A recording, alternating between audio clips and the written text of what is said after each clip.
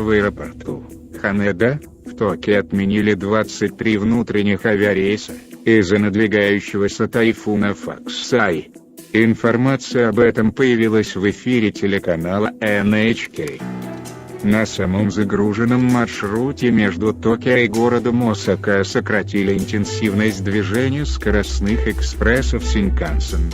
Сейчас отменили 50 вечерних поездов.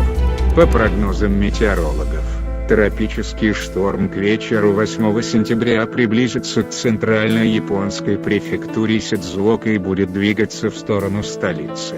В ряде районов ожидает выпадение осадков до 300 мм в течение суток. Тайфун Факсай стал 15-м штормом, образовавшимся в Тихом океане в 2019 году.